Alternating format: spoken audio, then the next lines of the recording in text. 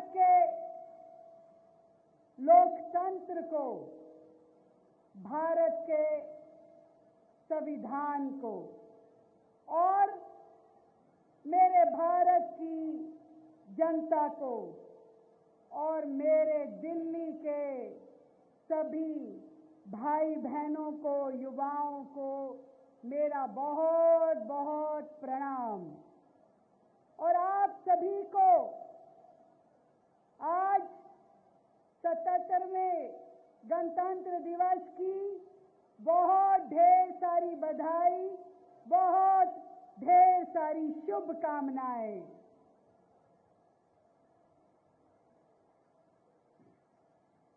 भारत 15 अगस्त 1947 को स्वतंत्र हुआ और एक संप्रभु और लोकतांत्रिक गणराज्य बनने का सपना 26 जनवरी 1950 को साकार हुआ। ये वो ऐतिहासिक दिन था जब भारत ने अपना संविधान अपनाया और स्वयं को जनता के द्वारा, जनता के लिए और जनता का राष्ट्र घोषित किया। मेरे प्रिय दिल्ली वासियों, 26 जनवरी 1950 की वो ऐतिहासिक सुबह भारत के भविष्य की दिशा तय करने वाली सुबह थी। और जब हम उस गौरवशाली क्षण को याद करते हैं तो हमारे हृदय में अपने आप ही उन अनगिनत बलिदानों की ओर लौट जाती हैं हमारी यादें, जिनकी बदौलत आज यह गणतंत्र संभव हुआ। लता मंगेशकर जी की वो स्वर श्रद्धांजलि मुझे आज भी भीतर तक झंझोड़ देती है, जब उन्होंने वो गीत गाया था कि ऐ मेरे वतन के लोगों जरा आंख में भर लो पानी, जो शहीद हुए हैं उनकी जरा याद करो कुर्बानी। ये पंक्तियां हमें याद दिलाती है कि ये तिरंगा हमें विरासत में नहीं मिला, बल्कि लाखों लाख लोगों के बलिदान के बाद हमें मिला है। और इसीलिए आज इस पावन अवसर पर मैं उन सभी वीर भारत माता के सपूतों को श्रद्धा पूर्वक नमन करती हूँ, जिन्होंने तिरंगे की मर्यादा के लिए अपने प्राणों से भी बढ़कर देश को प्राथमिकता दी और हमें यह गणतंत्र, हमें स्वाभिमान और आजादी सौंपी।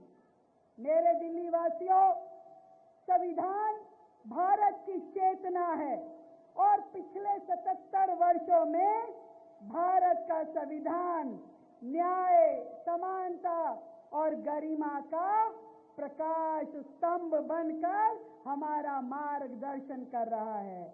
आज इस अवसर पर मैं नमन करना चाहती हूँ भारत रत्न डॉक्टर भीमराव अंबेडकर जी और उनकी पूरी टीम, जिन्होंने इस गणतंत्र की नींव रखी, जिनके योगदान को यदि हम याद करें तो संविधान निर्माण से लेकर राष्ट्र निर्माण तक वो सभी उनके कामों को आज भी भारत याद करता है।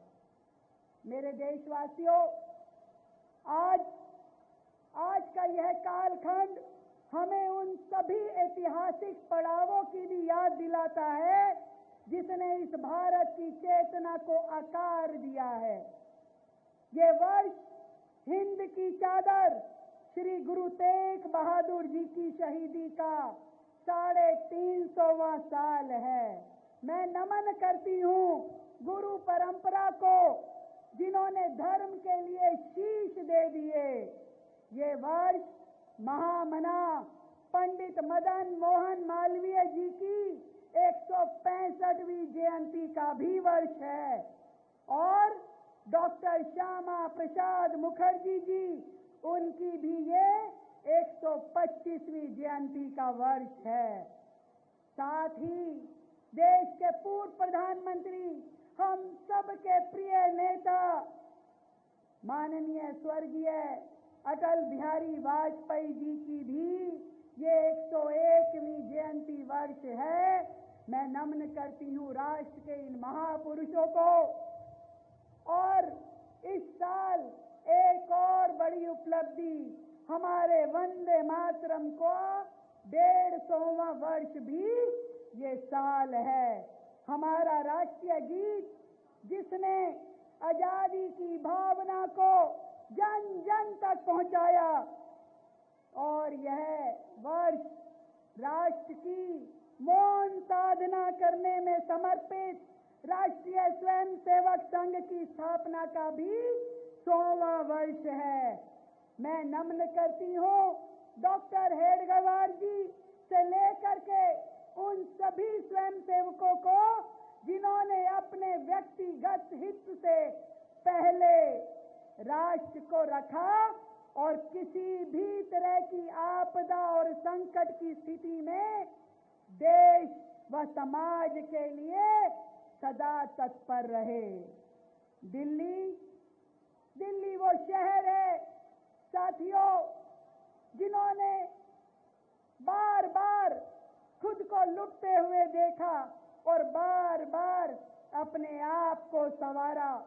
यहाँ दिल्ली की इमारतें सिर्फ शहर नहीं है, ये भारत की आत्मा का प्रतिबिंब है। यहाँ के खंडर इतिहास बताते हैं, यहाँ की दीवारें कहानियां सुनाती है। जिन्होंने इसे लूटा, बार बार लूटा, वो खुद मिट गए, लेकिन दिल्ली हर बार ज्यादा बुलंद होकर के खड़ी हुई और एक बार फिर से दिल्ली उठ खड़ी हुई है। अपनी खोई हुई गरिमा को वापस लाने के लिए, अपने नए भविष्य को गढ़ने के लिए एक नई सोच और एक नए संकल्प के साथ भारत के यशस्वी प्रधानमंत्री नरेंद्र मोदी जी के विजन 2047 से जुड़कर विकसित भारत के संकल्प के साथ विकसित दिल्ली बनाने की दिशा में हमारी दिल्ली की सरकार लगातार और तेजी से काम कर रही है। लगभग 11 महीने पहले हमारी सरकार ने दिल्ली की जिम्मेदारी संभाली। उस समय हमारे सामने अनेकों चुनौतियां थी, पर लेकिन सबसे बड़ी चुनौती थी कि सालों से व्यवस्था के ऊपर जमी हुई धूल और रुकावटें। इन 11 महीनों की कम अवधि में हमने इस स्थिति को बदलने के लिए और दिल्ली को एक नई दिशा देने के लिए कई सार्थक कदम उठाए हैं। भारत के संविधान में निहित मूल्यों के मार्गदर्शन, देश के प्रधानमंत्री आदरणीय मोदी जी के सबका साथ सबका विकास के सिद्धांत को आधार बनाकर हमने सरकार के बीते 11 महीनों में जन कल्याण की अनेकों निर्णय लिए। नागरिकों के जीवन में वास्तविक और सकारात्मक परिवर्तन लाने की कोशिश की। मैं सबसे पहले बताना चाहूंगी कि दिल्ली में हमने जो 50 नई अटल कैंटीन योजना जो शुरू करी, उसमें 5 रुपए में पौष्टिक और सम्मानजनक भोजन दिल्ली की गरीब मजदूर जनता को उपलब्ध कराया गया। जहां रोजाना वर्तमान में 50,000 से ज्यादा लोग भोजन कर रहे हैं। इस लक्ष्य को हम प्रतिदिन 1 लाख लोगों तक ले जाने का हमारा प्रयास है, ताकि दिल्ली में कोई भी भूखा सोने के लिए मजबूर ना हो। और जैसे भोजन हमारी एक बड़ी आवश्यकता है, वैसे ही स्वास्थ्य हमारी दूसरी बड़ी प्राथमिकता है। और स्वास्थ्य गुणवत्तापूर्वक हो और स्वास्थ्य सेवा हर नागरिक का मूल अधिकार है जो उसे मिलना ही चाहिए। हम दिल्ली सरकार की ओर से मोदी जी का डिजिटल इंडिया की जो पहल है उस दिशा में दिल्ली के सभी अस्पतालों को डिजिटलाइज करने का कार्य कर रहे हैं। हॉस्पिटल इंफॉर्मेशन मैनेजमेंट सिस्टम लागू किए गए हैं।